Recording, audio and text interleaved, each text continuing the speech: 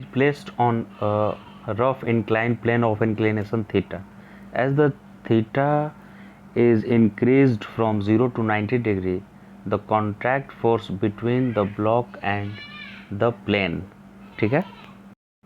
तो ये incline plane रहा ऐसे, इस पे एक ब्लॉक रखा हुआ है यहाँ। अब भाई ये इंक्लाइन प्लेन पूरा हॉरिजॉन्टल था, तो जैसे जैसे आप थीटा बढ़ाएंगे तो कांटेक्ट फोर्स का क्या होगा ये पूछा है। कांटेक्ट फोर्स होता क्या है, फ्रिक्शन और नॉर्मल रिएक्शन के रिजल्टेंट को कांटेक्ट फोर्स बोलते हैं। तो नॉर्मल रिएक्शन इस तरफ लगेगा और फ्रिक्शन का वैल्यू ये नीचे आने की टेंडेंसी होगी तो ऊपर की तरफ होगा। तो पहले तो 0 से theta equal to tan inverse mu तक, क्योंकि म्यू का वैल्यू tan थीटा होता है जिस पे वो स्लाइडिंग स्टार्ट कर देता है, एंगल ऑफ रिपोज बोलते हैं उसको।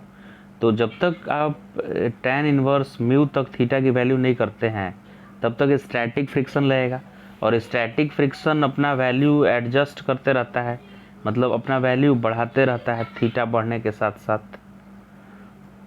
परंतु उस स्टैटिक फ्रिक्शन का value mu into normal reaction नहीं होकर उस स्टैटिक फ्रिक्शन का वैल्यू किसके इक्वल हो जाता है, mg sine theta.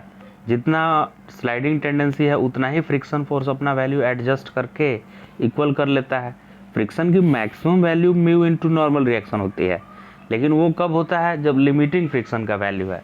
Otherwise friction तो अपना वैल्यू एडजस्ट करते रहता है जितना फोर्स अप्लाइड है। तो mg साइन थीटा का जितना वैल्यू है उतना ही फ्रिक्शन का वैल्यू होगा।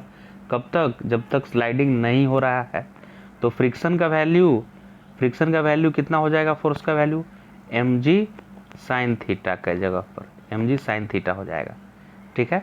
ये फ्रिक्शन का वैल्यू। और नॉर्मल रिएक्शन का वैल्यू क्या है, नॉर्मल रिएक्शन का वैल्यू mg कॉस थीटा है।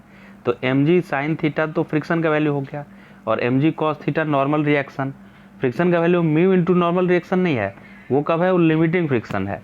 लेकिन जब तक स्लाइडिंग स्टार्ट हुआ नहीं है या लिमिटिंग केस पहुंचा नहीं है उस समय तक तो फ्रिक्शन का वैल्यू एडजस्ट होकर mg साइन थीटा होते रहेगा। इसीलिए मैं फ्रिक्शन को mg साइन थीटा यहाँ लिख दिया हूँ, और normal reaction mg cos theta.